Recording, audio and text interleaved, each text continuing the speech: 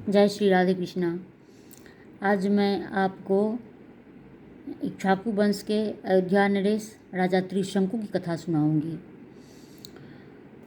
किसी समय की बात है, इक्ष्वाकु वंश के एक राजा थे अरुण, और उनके एकमात्र पुत्र थे सत्यव्रत।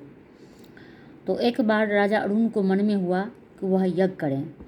इसके लिए गुरु वशिष्ठ को उन्होंने बुलाया और शुभ मुहूर्त और शुभ तिथि देखकर उन्होंने गुरु वशिष्ठ ने उनसे कहा कि हे राजन, आप यज्ञ संबंधी सामग्री को आप जमा कीजिए, फिर मैं उस मुहूर्त पर आकर मैं आपका यज्ञ संपन्न करा दूंगा। तो राजा अरुण ने अपने पुत्र सत्यव्रत को वन में जाकर यज्ञ से संबंधित जितनी सामग्री होती है, कंद मूल लकड़ी इत्यादि, इकट्ठा करके लाने को कहा। सत्यव्रत ने अपने पिता की आज्ञा का पालन करके वन में गए और वहाँ उन्होंने सब कुछ इकट्ठा कर ली। किंतु नगर से बहुत दूर वन था, इसलिए उनको वहाँ सब कुछ इकट्ठा करने में और उतना दूर होने में उनको भूख लग गई। तो उन्होंने यज्ञ के लिए जो सामग्री उन्होंने कंदमूल इत्यादि जमा कर रखी थी, उसमें से उन्होंने कुछ खा लिया और शेष जो बचा वह आकर उन्होंने राजा के समक्ष रख दी। जब उस मुहूर्त पर वशिष्ठ आए तो गुरु वशिष्ठ को इस बात का पता चल गया कि इसमें से सत्यव्रत ने कुछ खा लिया है। उन्होंने कहा कि इस झूठे सामग्री से अब यज्ञ संपन्न नहीं हो सकता। तो इस बात को लेकर उनके पिता भी कुपित हो गए और गुरु वशिष्ठ चले गए और यज्ञ नहीं हुआ। पुनः कुछ समय के पश्चात एक विप्र का विवाह हो रहा था।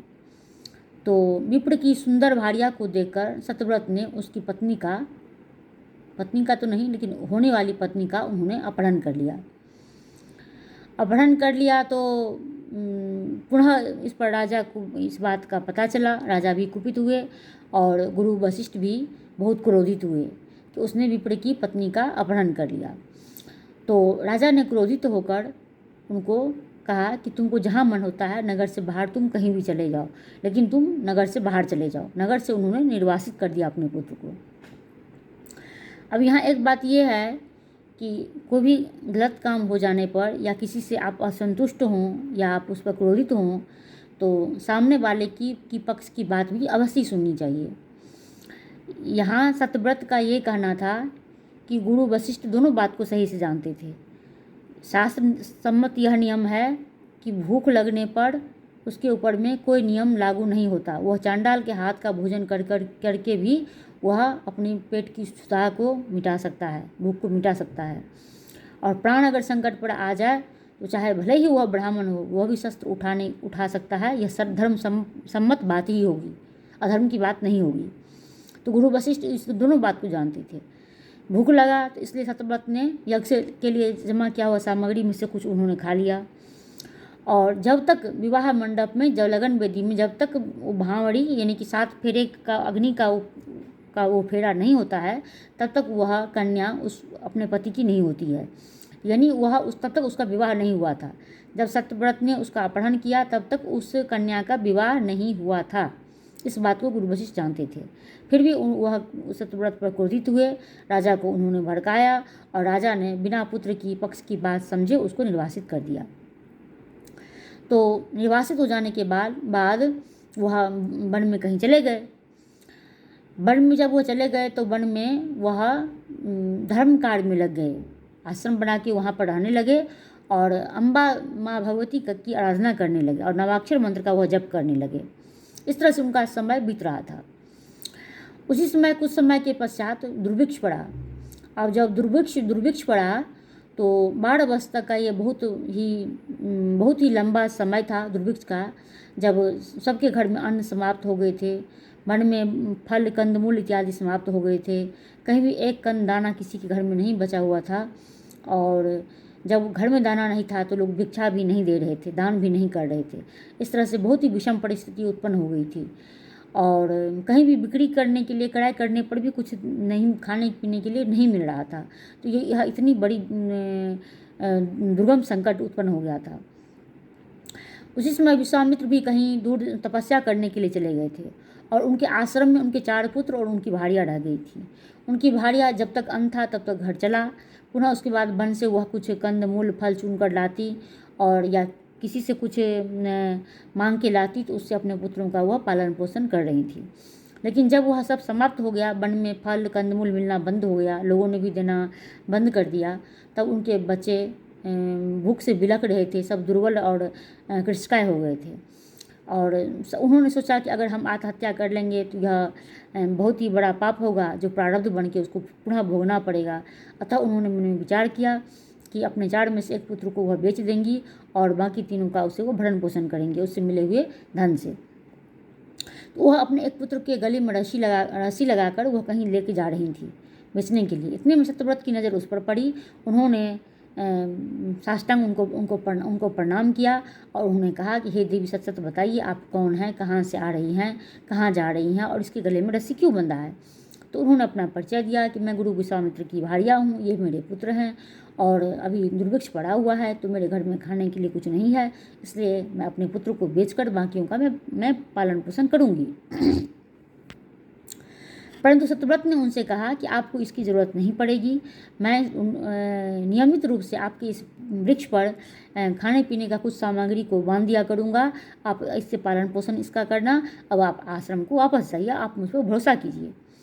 तो ऐसे हुआ कि वह अपने पुत्र को लेकर गले में जो रस्सी था उसको निकाल दिया और पुनः वह अपने पुत्र को लेकर आश्रम पर वापस लौट आई। जिसके गले में रस्सी पड़ा हुआ था, गले में रस्सी पड़ने से उसका नाम गालब पड़ा। अब बाद में विश्वामित्र का यही पुत्र गालब बहुत बड़ा तपस्वी मुनि हुआ जो विख्यात हुआ। तो इस तरह से वह सत्यव्रत अपने वचन के अनुसार कुछ न कुछ खाने पीने को ढूंढ लाते और वृक्ष में बांध देते। तो विश्वामित्र के बच्चों का पालन पोषण इस तरह से होने लगा। एक दिन उनको कुछ भी नहीं मिला तो वो बहुत ही निराश हताश हो गए। उन्होंने सोचा कि मैं वचन के अनुसार कुछ खाने को जरूर रखूँगा वहाँ पर।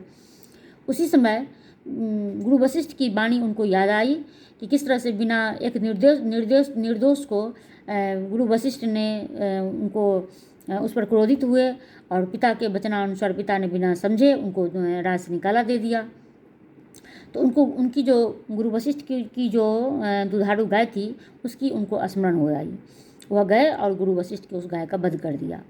अब गुरु के गोवध तो हुआ, लेकिन गोवध इसलिए नहीं हुआ क्योंकि यहाँ भूख का सवाल है। जब भूख आ जाने पर कोई भी नियम का जो पाप है वह पाप उसको नहीं लगेगा, अगर लगेगा भी तो बाद में उसका प्रायश्चित किया जा सकता है। ये सोचकर उसने गोवध कर लिया और यह भी गोवध भी अपने लिए नहीं था, दूसरे के परोपकार के लिए था और वहाँ बांध दिया इस तरह से। तो फिर यह समय बीता और लेकिन वह जो गोवध हो जाने के बाद गुरु वशिष्ठ को जब इस कुकृत का पता चला तो गुरु वशिष्ठ ने सत्यव्रत को शाप दे दिया, तुमने यह पैशाचिक कार्य किया है तो इसलिए तुम पिशाच हो जाओ इसी तत्क्षण। और तुमने 3 पाप कर्म किए। एक, तुमने यज्ञ की सामग्री खा लिया। दूसरा, तुमने पिता की अवज्ञा की। तुमने विप्र की भार्या का हरण किया तो पिता ने तुमको देश से निर्वासित कर दिया। और तीसरा, तुमने गोवध किया। 3 तो तुमने 3 पाप कार्य किए हैं। अतः आज से तुम्हारे भाल पर गहरे 3 पाप के निशान बन जाएंगे। संसार में तुम सत्यव्रत के नाम से नहीं अपितु तुम त्रिशंकु इस पाप के नाम से तुम जाने जाओगे और तत्क्षण तुम पिशाच बन जाओगे। वह दुर्गंध युक्त और विशाल का शरीर वाला तत्क्षण वह सत्यव्रत पिशाच बन गया और उसके भाल पर गहरे 3 पाप के निशान यानी त्रिशंकु बन गए। अब वह क्या करें? वह इस शरीर से लेकर कहीं भी नहीं जा सकते, कुछ भी नहीं कर सकते। और तो वह बड़े दुखी उदास हुए और वन में फिर रहने लगे। तो उन्होंने कुछ मुनि महात्माओं को आग्रह किया कि वो मेरे लिए आप अगर यज्ञ कर देंगे तो मैं इस योनि से मुक्त हो सकता हूँ। लेकिन मुनि महात्मा ने उनको कहा कि हे राजकुमार, आप पिशाच बन गए हैं, इसलिए आपका वेदों पर अभी कोई अधिकार नहीं है, आपके द्वारा कोई भी यज्ञ अभिकार नहीं संपन्न हो सकता। तो वो बड़े चिंतित दुखी हुए कि अब क्या किया जाए। तो उन्होंने एकाग्र भाव से शांतचित्त होकर धर्म का रास्ता अपनाया और देवी जगदम्बा का नवाक्षर जो मंत्र है वो उसका उन्होंने जाप आरंभ कर दिया। इस तरह जाप करते करते उनका बहुत समय बीत गया। एक दिन जब वह बहुत निराश हताश हुए तो अपने स्वयं से वह परेशान और खिन्न हो गए। तो उन्होंने सोचा कि क्यों न मैं आत्महत्या ही कर लूँ। उन्होंने अपने लिए चिता की लकड़ी सामग्री जमा की, चिता बनाई और वह स्नान करके आए और माँ भगवती का उनका स्मरण कर ध्यान कर वह चिता में प्रवेश होने ही वाले थे इतने में आकाशवाणी हुई और उन्होंने कहा कि हे सत्यव्रत, तुम ऐसा कोई भी कार्य मत करो, तुम अभी स्वस्थ शरीर वाले हो जाओगे, तुम्हें पिता का राज प्राप्त होगा। तुम्हारे पिता अब वृद्ध हो गए हैं, वह वन को जाने को उद्यत हैं और वह वन में तप करने के पश्चात तो स्वर्ग को प्राप्त करेंगे, इसमें तनिक भी संदेह नहीं है। तुम राज का भोग भोगोगे, इसलिए तुम ये कार्य मत करो। और देवी का जो वाणी थी वह अंदर वाणी विलीन हो गई। उसके बाद सत्यव्रत का शरीर पूर्ववत सुंदर हो गया, स्वस्थ हो गया और इसी दैवीय भावना से माँ जगदम्बा के प्रसन्न, जब माँ भगवती प्रसन्न होती हैं तो चारों तरफ अपने आप सबका प्यार दुलार लूटने लग जाता है, आने लग जाता है सब तरफ से। और जब माँ जगदम्बा कुपित होती हैं तो जो रहता है वो पास में वो भी चला जाता है।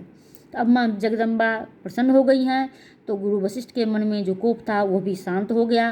पिता जो मन में दुख रखे हुए थे अपने पुत्र के लिए, उनके मन में भी पुत्र वत्सल प्रेम उभरने लगा और सत्यव्रत भी शरीर से स्वस्थ हो गए। इतने में सत्यव्रत इतने में और राजा अरुण के मन के पास नारद जी ने खबर पहुंचाई कि किस तरह से उनका पुत्र जो है सो देवी आराधना में लगा हुआ था और वह चिता में जलने को आतुर था और वह स्वस्थ हो गया है। तो तब ये बस सब जानकर पिता को बहुत, राजा अरुण को बहुत दुख हुआ कि अपने पुत्र को, जो धर्मात्मा पुत्र है, उसको बिना जाने उन्होंने कुपित होकर निर्वासित कर दिया। होनहार उनका पुत्र था तो उन्होंने अपने मंत्रियों को भेजकर पुत्र को वापस राज में बुलाया और उन्होंने अपने पुत्र को नीति शास्त्र का यहाँ पर उपदेश दिया। उन्होंने कहा कि हे पुत्र, कभी विप्र का अपमान नहीं करना, सदैव यज्ञ करना, दान करना, यज्ञ करना, परोपकार करना और सदैव आंख मूंद कर किसी मंत्री पर विश्वास नहीं करना, प्रजा को सदैव संकट से बचाना, क्रीड़ा से, द्यूत से, मदिरा से और किसी भी पाखंड से, लोभ से, लालच से और आखेट से परहेज करना और सदैव ब्राह्मणों का सम्मान करना, अतिथियों का सम्मान करना, सबको प्रजा को पुत्र के समान समझना, इस तरह से उन धर्म का कार्य सदैव करना, देवी जगदम्बा का ध्यान करना। पिता ने उन्हें बहुत सारे नीति युक्त शास्त्र का उपदेश दिया और इस तरह से उन्होंने अपने राज का कार्यभार सत्यव्रत को तीर्थों का जल मंगाकर उनका राज्याभिषेक कर दिया और उनका अयोध्या का राजा बना दिया और वह अपनी पत्नी सहित वन को चले गए। और यह सत्यव्रत का राज कार्य अपने और अब निःसंशय चलने लगा। और उचित समय आने पर, जब वन में तपस्या करने पर जब उचित समय आया तो फिर राजा अरुण ने भी शरीर का त्याग किया और वह स्वर्ग को प्राप्त हुए। अब जब बहुत दिन जब बीत गया तो राजा सत्यव्रत को यानी त्रिशंकु को की भार्या जो थी तो उनको एक पुत्र की प्राप्ति हुई जो बाद में हरिश्चंद्र के नाम से विख्यात हुए। और हरिश्चंद्र अब थोड़ा बड़े हो रहे थे तो एक दिन सत्यव्रत के मन में हुआ कि अब बहुत हो गया, मैं अपने कार्यभार को हरिश्चंद्र को सौंप दूंगा और मैं सदेह अपने इस शरीर से सदेह स्वर्ग में जाकर इंद्र के राज में जाकर रहना चाहता हूँ, देवताओं के बीच में रहना चाहता हूँ, संगीत सुनना चाहता हूँ और अप्सराओं के साथ में क्रीड़ा करना चाहता हूँ, नंदन वन में मैं विहार करना चाहता हूँ। उनके मन में ये सब भावना आई तो उन्होंने गुरु वशिष्ठ के आश्रम गए और उनको अपने मन की जितनी भी उनकी आकांक्षाएं थी उन्होंने उन्हें व्यक्त किए। गुरु वशिष्ठ ने उनको कहा कि हे राजन, अपने प्रारब्ध अपने कर्मों से मनुष्य शरीर को प्राप्त करता है, अच्छा कर्म करते रहिए। आप तो राजा हैं ही, आप शरीर त्याग करने के बाद अवश्य आप स्वर्ग जाएंगे, सुख भोग करेंगे, लेकिन सदेह स्वर्ग में जाकर सुख को भोगना और अप्सराओं के साथ रहना यह संभव नहीं है। तो आपका यह यज्ञ नहीं हो सकता और उचित नहीं होगा। तो वशिष्ठ ने उनको मना कर दिया। तो वशिष्ठ पर वह कुपित हो गए। उन्होंने कहा कि आप अगर मेरा यज्ञ नहीं कर देंगे, चूँकि वह उन दोनों के मन में पूर्व में कुछ खटास हुई थी, वह गुरु वशिष्ठ को साफ हृदय वाला नहीं समझते थे कि मतलब बिना जाने उनको गुरु वशिष्ठ ने उनको पिता से निर्वासित करा दिया और बिना जाने उनके ऊपर उनको साप दे दिया। तो ये पहले मन में था। गुरु वशिष्ठ भी शायद उनको नहीं पसंद करते थे तो वो तैयार नहीं हुए। तो उन्होंने गुरु वशिष्ठ को कहा कि हे महात्मन, भगवान अगर आप मेरा यज्ञ नहीं करेंगे तो मैं किसी और से करा लूँगा।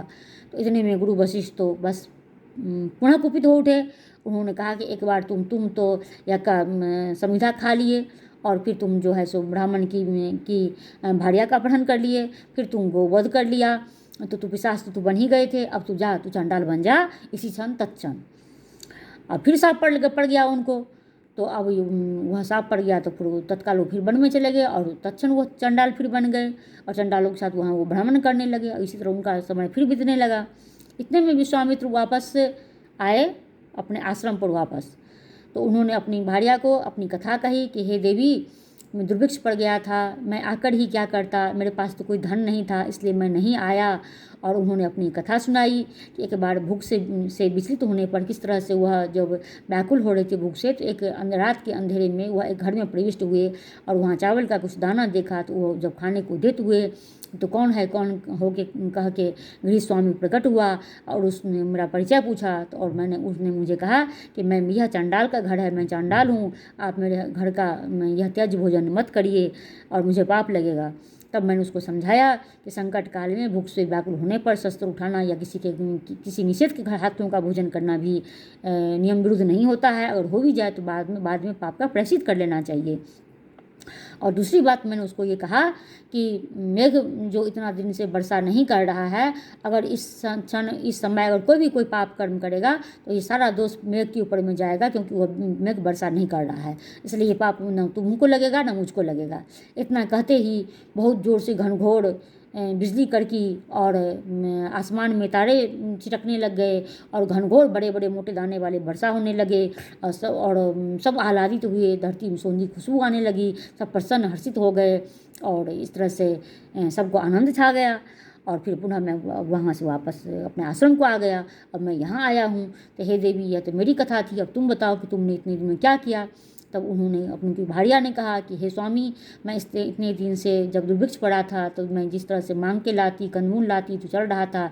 और एक दिन पुनः मैं अपने पुत्र को जब एक दिन बेचने के लिए जा रहा था, मैं पहले तो मैं सोची कि मैं पहले आत्महत्या कर लूं, लेकिन प्रारब्ध को समझकर मैं सोची कि 4 में से एक पुत्र को मैं बेचकर कुछ धन पालूंगी और उस धन के से अपने घर को चलाऊंगी। तो इस तरह से सत्यव्रत जो थे, वो जो युवराज जो राजा सत्यव्रत थे, उन्होंने मुझे ऐसा करने से रोका और वह मेरे लिए रोज़ कुछ न कुछ भोजन रख देते। और इस तरह से अभी वह गुरु वशिष्ठ के हिसाब से वह कुपित हैं और वह पिशाच बन के चंडाल बन के जंगल में भ्रमण कर रहे हैं। तो दुख के समय में वह रोज़ कुछ मेरे लिए भोजन बांध कर चले जाते और एक दिन जब उनको कुछ भी नहीं मिला तो गुरु वशिष्ठ के गौ का उन्होंने वध कर दिया। और गौ वध होने के पश्चात उन्होंने गुरु वशिष्ठ ने उनको 3 पाप होने के दृश्यम को कह के उनको पिशाच योनि में उनको जन्म करा दिया। अभी पुनः उनको साप दे दिया और वह चंडाल बनकर भ्रमण कर रहे हैं। तो हे नाथ, आपको ज़रूर उनके लिए कुछ करना चाहिए। तो गुरु विश्वामित्र प्रसन्न हुए ये सब जान के। उन्होंने कहा कि हाँ, किए हुए को कार्य को मानना चाहिए, जो खराब समय में, जो दुर्दिन के समय में जो सहायता करे और वो भी जो बिना मांगे सहायता करे, निश्चित रूप से वह भगवान होता है, ईश्वर का रूप होता है। और निश्चित रूप से हमें उसके प्रति कृतज्ञता करनी चाहिए और अपना ऋण भार उतारना चाहिए। मैं अवश्य ही कुछ करूँगा, तुम निश्चिंत रहो।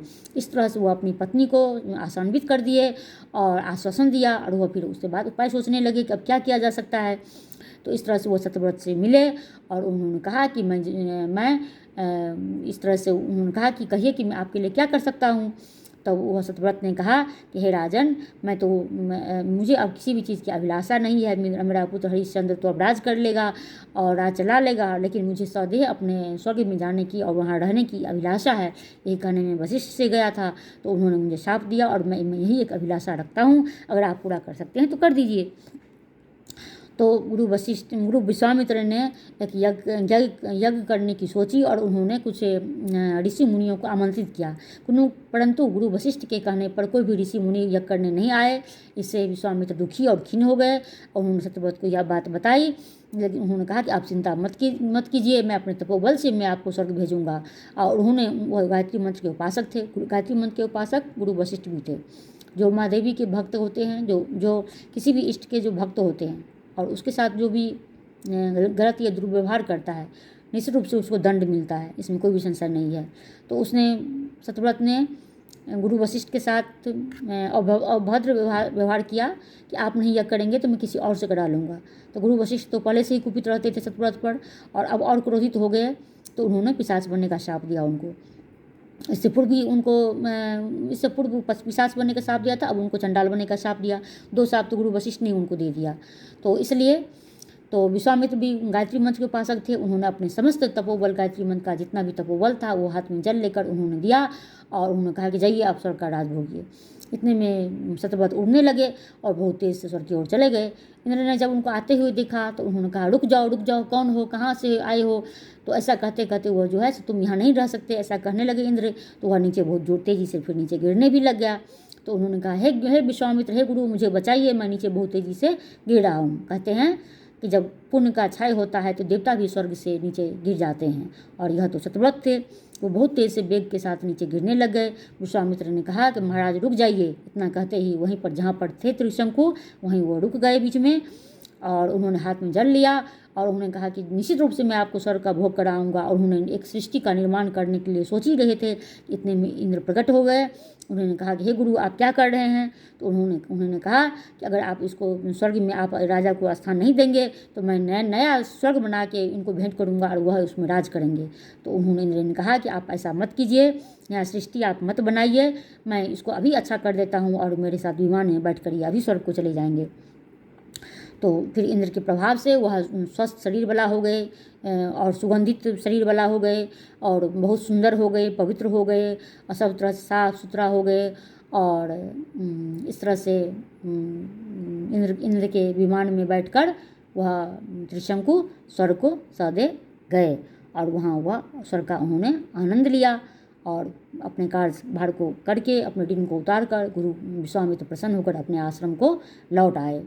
और इससे पूर्व हरिश्चंद्र को जब पता चला था कि मेरे पिता फिर से चंडाल बन गए हैं तो उन्होंने मंत्री को भेजा था लाने के लिए, लेकिन वह किस मुंह से राज करने को जाएंगे, कहाँ जाएंगे, किसको मुंह दिखाएंगे, उनकी भाड़ियाँ क्या सोचेंगी, यह सब सोचकर राजा अयोध्या वापस कभी भी नहीं आए।